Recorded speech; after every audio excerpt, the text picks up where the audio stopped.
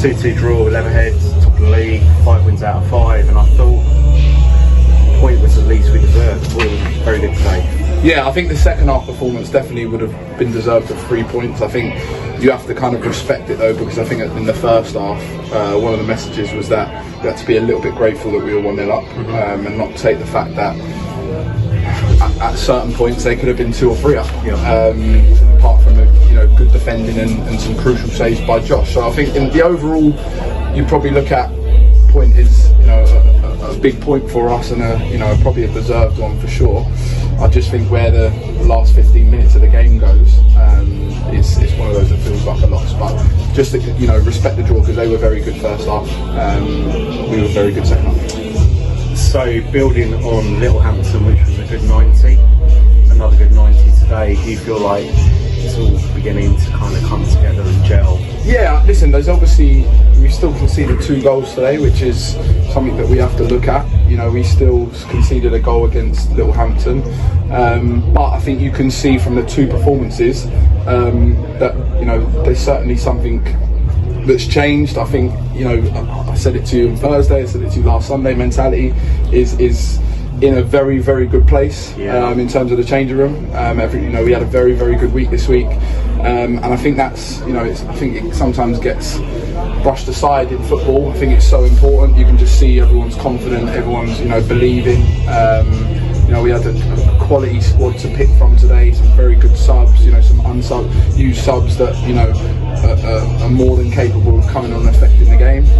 So yeah, I think just where we are at the moment, we're in a good place, and we're on the back of a win and a draw. So Zach Joseph came on for half an hour. Obviously, come back from Chesham. We know him well. How pleased are you to get him through the door? Yeah, listen. Obviously, I was part of Gary's management team when we had Zach, and we had a very successful season, and he was a key part of that. We've always been a big fan of him, and when he became available to come and get some games with us, we jumped at the chance. I think you see where he's come on today. He's affected the game straight away, gave us a bit of composure, a bit of creativity. He's won the penalty from a very good passage, and I think he's given the change room a little bit of a spark. The likes of Nico, Dave, and Keegs, who have played with him before, just know what type of someone with that quality can bring to this side. So yeah, it's very, very good to have him, and hopefully he can keep making an impact like he has today. You talked about the strength of the squad. We've got a quick turnaround with Southall Tuesday night, a game that obviously we're still waiting for that first win. You've got players on the bench who haven't had minutes today. How important is that strength of squad now?